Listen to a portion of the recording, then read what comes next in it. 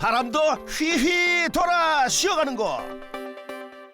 천연기념물 대나무 자생군락지와 딸기, 토마토, 메론 등이 유명한 전라남도 담양구를 찾았습니다.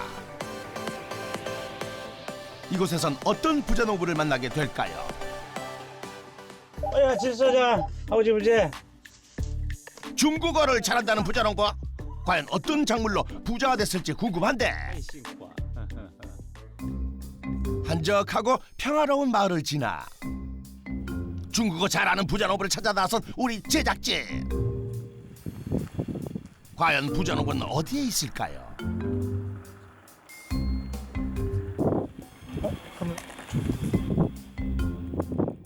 바로 이때 눈에 확 띄는 농장 간판 발견. 아야, 아버지 부재. 你现在在哪里啊？非洲？哎呀，你太辛苦啊！ 중국어로 통화하는 모습이 영상 속 그분이 맞는 것 같은데요. 再见。 안녕하세요. 안녕하세요. 혹시 중국어를 잘하는 부자농부 맞으세요? 예, 맞습니다. 중국어를 잘하는 부자농부 찾았습니다. 그러면은 어떤 작물로 부자가 되신 거예요? 이리 와보세요. 제가 보여드릴게요. 화려한 중국어 실력에 부자농부가 재배하는 부자작물의 정체는 이게 바로 저를 부자로 만들어준 작물입니다. 어우, 이게 뭔가요? 제 눈엔 그냥 풀 같은데요. 바로 이게 새싹삼입니다. 새싹삼이요? 인삼, 홍삼은 들어봤어도 새싹삼은 처음 들어보는데요. 그럼 이 새싹삼으로 얼마나 부자가 되셨을까요? 저는 새싹삼으로 연매출 6억 원을 올리고 있는 이선호입니다. 새싹삼 재배 6년차 이선호 부자농부를 소개합니다. 농지 면적 약 660제곱미터, 6억 원이라는 연매출이 믿기지 않을 정도의 아담한 규모입니다. 소박한 하우스에서 억대 분홍으로 거듭난 그의 성공 비법 제대로 한번 파헤쳐 보겠습니다.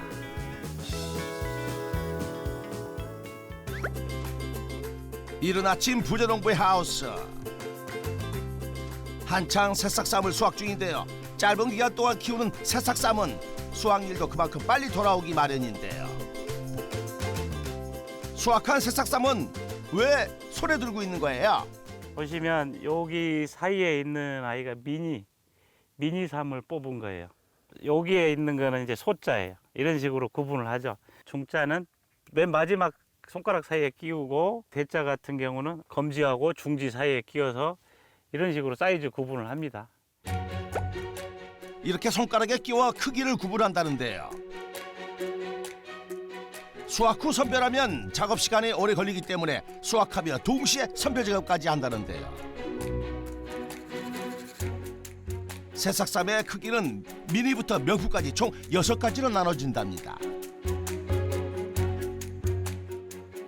둘, 셋, 넷, 다섯, 여섯, 일곱, 여덟, 아홉, 열. 아니 부자농부, 새싹쌈 수확하다 말고 개수는 왜 세는 거예요? 인삼은 뿌리라는 인식들을 갖고 계세요. 그러다 보니까 이렇게 세면서 뿌리를 봐요. 뿌리가 상한 거 있으면 빼내야죠. 주문하신 사이즈에 맞는 그 뿌리를 비슷한 걸로 맞춰 드리려고 노력을 하죠. 특히 새싹쌈을 수확할 때 더욱 신경 쓰는 게 있다는데요. 이 잎이 쫙 안 펴지고 병든 거예요. 이런 애들은 버려요. 여기. 이런 새싹쌈은 상품성이 떨어져 그냥 버린다고 합니다. 같은 밭에서 나온 모종인데도 이렇게 키 크고 확 쫙 펴진 아이들이 그늘을 만들어 버린 거죠. 빛이 부족하니까 안 펴지는 거예요. 그러다 보니까 생육이 늦어진 거예요. 그럼 상품성이 좋은 새싹쌈은 어떤 건가요? 이거 잎이 하나잖아요. 그죠? 새싹삼은 잎이 하나보다는 이렇게 이런 아이들이 훨씬 누가 봐도 상품성이 좋잖아요. 새싹쌈의 상품성은 이파리 개수로 판단한다는데요. 이렇게 보면은 찍혔죠. 이게 모종밭에서 캐면서 쇠스랑에 찍혀가지고 저 혼자의 생각인데 인삼이 그래서 약이 되는 것 같아요. 이렇게 절반이 쇠스랑으로 찍혔는데도 정상적인 싹을 내놨죠. 굉장히 생명력이 강해요. 새싹삼은 이파리에 사포닌 성분이 많아 뿌리가 조금 상해도 상품으로는 전혀 문제가 없다고 합니다. 수확 도중 새싹삼을 한데 모아 뿌리 부분을 비닐봉투에 담는데요. 아니 새싹삼 뿌리는 왜 비닐봉투에 담아두는 거예요? 여기서 수분 증발이 안 되기 때문에 잘 안 시들어요. 아하, 이렇게 하면 새싹삼 뿌리를 촉촉하게 유지할 수 있는 거였군요. 수확한 새싹삼은 크기별로 소쿠리에 나눠 담는데요. 뿌리 부위가 정말 촉촉하게 잘 유지되어 있습니다. 그런데 수확 도중 갑자기 새싹삼을 먹는 부자농부. 아니 팔아야 될 새싹삼을 왜 자꾸 먹는 거예요? 뽑다가 이렇게 잎이 좀 덜 펴진 아이들 참 버리긴 아깝잖아요. 그래서 제가 먹어요. 너무 작은 아이도 제가 먹고 이런 아이들 우리 피디님도 한번 드셔보세요. 이파리 맛. 예. 갓 뽑은 새싹삼 어떤지 정말 맛이 궁금하군요. 어때요? 오! 써? 원래 엄피디 몸에 좋은 건 입에 쓰는 법이에요. 이게 처음부터 쓴맛이 오는 게 아니라 한 번, 두 번 이렇게 씹으니까 확 오네요. 그러면 예. 아침에 일어나서 좀 빈속에 생으로 먹는 게 제일 좋아요. 저 음식이 달게 느껴지겠죠. 얘는 쓰니까. 그럼 대표님처럼 이렇게 좋은 새싹삼을 키우려면 어떻게 해야 돼요? 잘 키운 새싹삼의 기준은 잎이 풍성하냐 하지 않느냐 그 기준으로 판단하시면 돼요. 간단해요. 요 검지손가락 하나면 됩니다. 에? 검지로요? 어떻게 해요? 검지로 스위치를 켜는 부자농부. 잠시 후 새싹삼 화분 위로 불이 들어오는데요. 아니 부자농부, 불은 왜 켜신 거예요? 인간이 숨 쉬듯이 광합성을 잘하면 건강에 커요. 잎도 풍성하게 벌어지고. 그런데 요 3층은 자연광으로도 잘 크는 그 말 그대로 펜트하우스예요. 여기 1층과 2층은 햇볕을 제대로 못 받죠. 그러니까 그 빛을 보상해주기 위해서 요 식물용 LED 등을 설치한 거예요. 아하, 새싹삼을 키우는데 부족한 빛을 공급해주기 위해서 식물용 LED를 설치한 거였군요. 생산량을 많이 늘려야 하잖아요. 그냥 한 개층만 심으면 생산량이 너무 적으니까 1, 2, 3층 이런 빌라 형태를 지었죠. 그러다 보니 1층, 2층은 자연광이 좀 부족해요. 3층 위에 층이 이렇게 그늘을 형성을 해서 부족한 자연광을 보상해주기 위해서 식물용 LED 등을 달았죠. 품질이 비슷한 좋은 품질을 생산하기 위한 하나의 좋은 비법이 아니었는가 싶습니다. 부자농부의 성공 비법 첫 번째, 식물용 LED로 일조량을 안정적으로 공급하라. 새싹삼 수확을 끝마친 시간. 이거 9개 쭉 깔아. 온라인 택배로 보낼 새싹삼 포장 작업을 준비 중인데요. 그런데 부자농부, 스티로폼 박스에 뽁뽁이는 왜 까는 거예요? 택배 간에 움직이잖아요. 그럼 막 이파리가 손상되고 그러니까 그걸 예방하기도 하고요. 겨울에는 뭐랄까 보냉 효과 요거까지 있어요. 뽁뽁이 위에 뽀송한 이끼를 깔아주는데요. 이끼는 또 왜 넣는 거예요? 뿌리를 감싸주죠. 이끼를 가지고 물을 좀 적셔서 뿌리에 수분을 공급할 수 있도록 이렇게 하고요. 근데 또 겨울에는 물을 너무 많이 넣으면 얼어요. 그래서 적당량 수분을 넣는 거죠. 움직이지 않도록 이 뽁뽁이를 갖고 뿌리 부분을 저는 이렇게 감싸줘요. 이렇게 감싸주고 또 이파리 부분이 상하지 않게 이렇게 덮어주고. 그리고 꼼꼼하게 테이핑까지 해주면 포장 작업이 끝이랍니다. 그런데 옆에서 묵묵하게 작업 중인 이 훈남 누구예요? 나란히 서 있는 모습이 영락없는 붕어빵인데 말이죠. 우리 아들입니다. 안녕하세요. 부자농부의 아들 이관성 씨입니다. 반갑습니다. 언제부터 아버지와 농사일을 한 거예요? 처음부터 같이 했었는데 성장하는 게 생각보다 쉽지는 않더라고요. 인터넷도 많이 공부했고 아버지랑 같이 할 수 있어서 좋았습니다. 지금도 좋고요. 온라인 판매 쪽은 아들이 담당자. 아무래도 젊은 사람들이 낫잖아요. 저 컴퓨터나 이제 온라인 쪽 관리 부분은. 그래서 저기 둘이 열심히 하고 있어요. 부자가 힘을 합쳐 운영 중인 새싹삼 농장. 그렇다면 하루 온라인 택배 주문량은 어떻게 되나요? 성수기 비수기 좀 차이는 있는데 하여튼 뭐 40-50개에서 100개 사이 이렇게 보시면 돼요. 꼼꼼한 택배 작업을 마친 새싹삼은 전국으로 배송되기 위해 트럭에 실리는데요. 새싹삼 온라인 판매로 연매출 얼마나 되나요? 새싹삼 온라인 판매로 연매출 2억 원 정도 올리고 있습니다. 부자농부의 농가 수익 새싹삼 온라인 판매로 연매출 2억 원. 택배 작업을 마치고 수확이 끝난 화분을 뒤집어 엎기 시작하는 부자농부. 아니 흙은 왜 뒤집고 있는 거예요? 이 안에 이전에 심었던 병든 뿌리, 싹을 틔우지 못했던 뿌리가 남아있게 되면 새로운 모종을 심었을 때 병을 옮기겠죠. 이런 아이들 지금 나오잖아요. 싹이 안 났던 거 아니에요. 이런 애들 제거해줘야죠. 아하, 병든 새싹삼을 찾고 있는 거였군요. 그리고 한 가지 이유가 더 있다고 하는데요. 이렇게 흙을 잘게 부숴줘야 이제 흙과 흙 사이 공극이 생기잖아요. 심을 때 부드럽게 잘 들어가요. 인삼 뿌리가 안 부러지고 숨구멍이 생기는 거예요. 뿌리가 숨을 쉬어야죠. 그런데 새싹삼을 심는 흙이 좀 달라 보이는데요. 일반 흙과 어떤 차이가 있는 건가요? 여기 까만 게 피트모스, 하얀 색깔의 그 돌덩어리, 이게 펄라이트라는 돌을 튀긴 거예요. 가볍게 뻥튀기 하듯이. 그래서 이 돌들이 공극을 만들어주죠. 그래서 이제 숨쉬기 좋게 해주는 거죠. 그러니까 70% 30% 이렇게 된 인삼 전용 상토를 사용하죠. 아하, 인삼 전용 상토를 사용하는 거였군요. 아니 그런데 흙 냄새는 또 왜 맡는 거예요?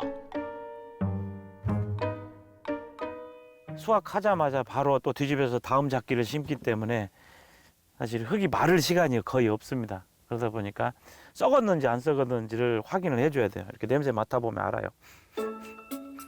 아직 괜찮네요. 그럼 이제 새싹삼 심을 준비가 끝난 건가요? 이게 다가 아니에요. 이렇게 하고 이렇게 심을 준비가 된 흙을 소독을 해줘야 됩니다. 예? 흙을 소독한다고요? 상하지 않은 깨끗한 흙이 담긴 화분을 겹겹이 수레에 옮겨 싣고 부자농부가 향한 곳은 바로 건조기 앞입니다. 건조기 문을 열더니 화분을 넣기 시작하는데요. 농산물 건조기에 왜 흙을 넣는 거예요? 흙도 사우나 하면 개운해지겠죠. 깨끗하다는 느낌 있을 거 아니에요. 농산물 건조기 안에서 찝니다. 쪄. 그러니까 열탕 소독이라고 보시면 되죠. 농산물 건조기를 통해 흙을 소독한다는 부자농부. 그렇다면 얼마나 소독하나요? 전체적인 소독 시간은 5시간 동안. 새싹삼의 수익성은 예쁘게 상품가치 있는 그런 이파리가 풍성하게 벌어진 새싹삼으로 몇 %가 판매 가능한 상품으로 키워졌냐잖아요. 그렇게 하기 위해서 그러니까 생존율을 높이기 위해서 흙을 소독해 주는 겁니다. 부자농부의 성공 비법 두 번째, 상토를 소독해 새싹삼의 발화율을 높여라. 상토 소독이 끝나고 새싹삼을 심기 위해 준비하는 부자농부. 뭔가를 꺼내는데요. 아, 이건 뭐죠?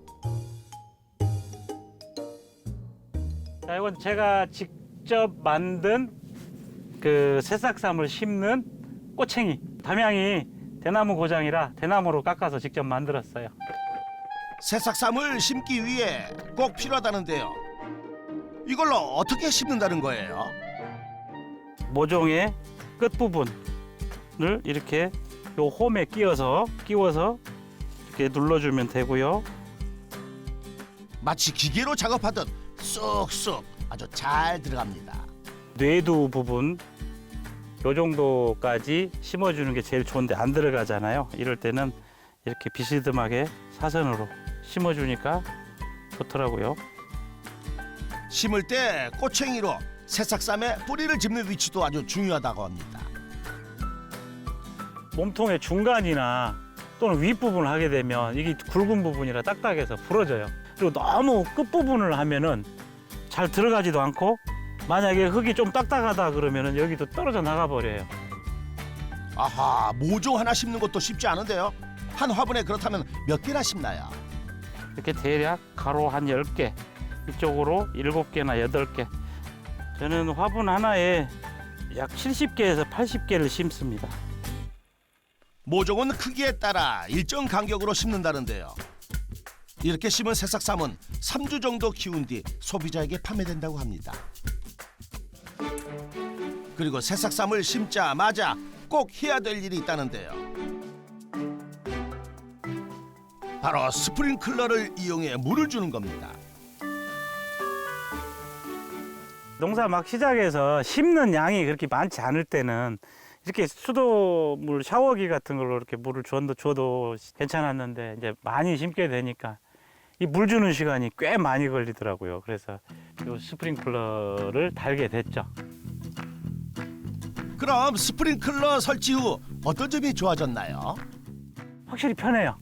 굉장히 빨리 물을 줄 수 있고 인삼한테도 좋고 심고 바로 물을 줄 수가 있으니까. 저도 편해졌고 시간이 많이 세이브 됐고. 우리 재배동이 총 길이가 50m인데 요 한 개층을 물 주려고 하니까 3시간이 넘게 걸리더라고요. 이건 아니다 싶어서 스프링클러를 여기에 맞는 그 부품을 찾았죠. 그리고 몇 개 테스트 후에 이렇게 스프링클러로 물을 주고 있습니다. 아니 부자농부, 방금 스프링클러로 물을 줬는데 왜 또 호스로 물을 주는 거예요? 제가 처음 이 스프링클러를 설치하다 보니까 간격을 너무 넓게 했어요. 그러다 보니까 사각지대가 생겨서 여기 좀 말라 있잖아요. 그죠? 표면이. 여기는 물이 충분하고 여기는 이제 물이 부족한 거죠. 물기가 말라 있는 부분이 있으면은 그 샤워기로 잠깐 물을 줍니다. 이렇게 꼼꼼하게 관리하기까지 그 시작은 쉽지 않았다고 하는군요. 패션 유통회사 직장 생활 한 25년 정도 했습니다. 선친 돌아가시고 어머니하고 함께 살려고 이렇게 고향으로 돌아왔고요. 저희 부모님이 딸기 재배를 한 40여 년 동안 하셨어요. 그때 너무 고생하시는 모습들이 제 뇌리 속에 좀 남아 있었는 것 같아요. 그래서 좀 더 좀 좋은 환경에서 일할 수 있는 그런 작목이 있을까 그래서 많이 찾아다녔죠. 귀농을 준비하며 좋은 환경에서 일할 수 있는 작물을 찾아다녔던 부자농부. 유통 과정 없이 소비자에게 바로 공급 가능한 새싹삼을 알게 되어 재배를 시작하게 되었답니다. 심었는데 병 걸려 죽거나 또는 예쁘게 커주지 않고 키만 되게 큰 뭐 그런 새싹삼 또는 키가 너무 작은 땅딸 맞은 새싹삼 그리고 상품 가치가 좀 떨어지는 거가 생산 이렇게 그렇게 크고 있을 때가 제일 마음이 아팠어요. 호기롭게 새싹쌈 재배에 도전했지만 크기가 일정하지 않거나 병 등 새싹쌈만 계속 생산됐고 병충해의 피해로 새싹쌈 한 개 라인 전체를 다 갈아엎기도 했다는데요. 시행착오를 겪으면서 배웠다고 하는 게 맞는 말일 거예요. 병이나 또는 생육 상태가 좋지 않은 그런 새싹쌈이 나오지 않는 때까지 이제 한 3년 걸렸는 것 같아요. 계속 이 방법 저 방법 시도하면서 가장 좋은 최적의 방법을 찾아냈죠. 다음 날 농장에 반가운 손님이 찾아왔습니다. 아이고 여기 오셨어요. 환영합니다. 우리 식사하면서 회의합시다. 부자농부 이분들은 누구신가요? 식사 제가 같이 대접해 드리려고 우리 담양의 새싹쌈 재배 농가 모두 모셨어요. 요 네 분 다 저의 제자들입니다. 네, 안녕하세요. 안녕하세요. 담양 새싹쌈 어벤져스입니다. 담양 새싹쌈 어벤져스를 위한 오늘의 메뉴는 새싹쌈 무침과 새싹쌈 전 그리고 삼겹살까지. 잘 먹겠습니다. 야. 스승과 제자로 만나 가끔 식사를 한다는데요. 그럴 때마다 새싹쌈으로 반찬을 만들어 먹는답니다. 새싹쌈 농사를 내가 6년째 짓고 있는데 나도 인삼 김치는 안 먹어봤는데 새싹쌈 무침을 넣고 한번 싸봅시다. 새싹쌈으로 김치라니 하하 상상이 안 갑니다. 맛이 어때요, 부자농부? 쌉싸름한 맛하고 그다음에 고춧가루 때문에 좀 매운맛이 같이 있어서 입맛을 확 땡겨요. 저번에 우리 농장을 마을 분이 오셔갖고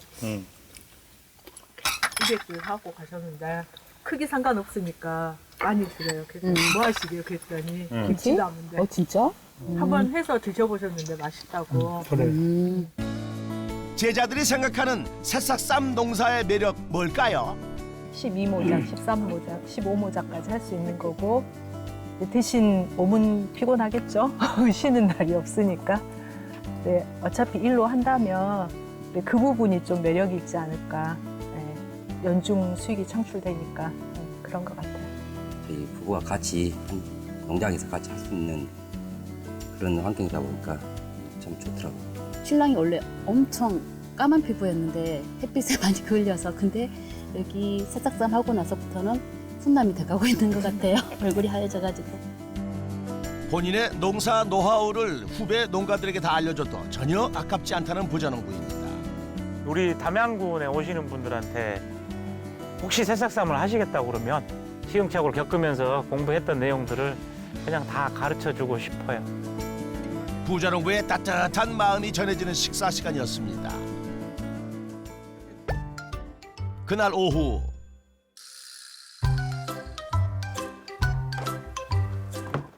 부자농부 새싹쌈까지 챙겨 들고 도대체 어딜 가시려고요? 식당에 갑니다. 에? 식당에 간다고요?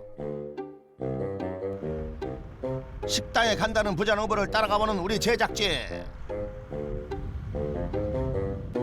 얼마 후 한 식당에 도착을 했는데요. 안녕 은나 씨. 익숙한 듯 식당 안으로 들어가는 부자농부. 누님 인사 와버렸어. 아하, 새싹쌈을 납품하러 온 거였군요. 난 또 너무 친해 보여서 가족인 줄 알았잖아요. 내 거 노란 딱지 주셔야지. 예. 여기가요. 제가 처음 농사 시작할 때부터 1호 외식 없어요. 납품 1호. 납품 1호라니, 어우 대단한데요. 부자농부의 새싹쌈을 선택한 이유가 궁금합니다. 친하잖아. 잘 키우시잖아. 그냥 될 수 있으면 최고의 품질을 주시려고 노력도 하시고. 그런데 잠깐만요, 사장님. 우리 어디서 본 적 있지 않아요? 제가 3년 전에 같은 방송 했던 것 같은데요. 아, 우리 역전의 부자농부에 출연하셨다고요? 아하, 예전 방송을 찾아보니 와우, 진짜 맞습니다. 곰보배추 가지고 이렇게 다 해서 하면 한 8억 정도 되네요. 역전의 부자농부 85회 출연자 최미경 곰보배추 부자농부였습니다. 어떻게 방송 출연 후 달라진 점이 있나요? 역전의 부자농부 보고 왔다고. 와, 사랑이 화면보다는 실물이 낫네요. 그럼 부자농부 총 몇 군데의 외식업체로 납품하고 있어요? 저희 농장에서 가까운 곳 딱 3개 그 외식업소에 납품 중이고요. 나머지 300여 개 대부분은 택배로 보내고 있어요. 새싹쌈 외식업체 납품으로 올리는 매출 어떻게 되나요? 새싹쌈 외식업체 납품으로 연매출 4억을 올리고 있습니다. 부자농부의 농가 수익 새싹쌈 외식업체 납품으로 연매출 4억 원. 이선호 부자농부의 농가 수익 총정리 새싹쌈 온라인 판매로 2억 원, 새싹쌈 외식업체 납품으로 4억 원, 총 연매출 6억 원. 부자농부의 성공 비법도 총정리 들어갑니다. 첫 번째, 식물용 LED로 일조량을 안정적으로 공급하라. 두 번째, 상토를 소독해 새싹쌈의 발화율을 높여라. 성공 비법 확인 완료. 우리 아들이 이 새싹쌈 재배를 이어서 한번 해보겠다고 합니다. 그래서 아들과 함께 조금 더 많은 생산량, 더 많은 판매, 그리고 해외 수출도 좀 더 많이 해보고 싶고요. 아직은 할 일이 많네요. 평범한 회사원에서 새싹쌈을 키우는 농부로 새로운 도전을 멋지게 성공한 이선호 부자농부, 그의 멋진 미래를 역전의 부자농부가 응원하겠습니다.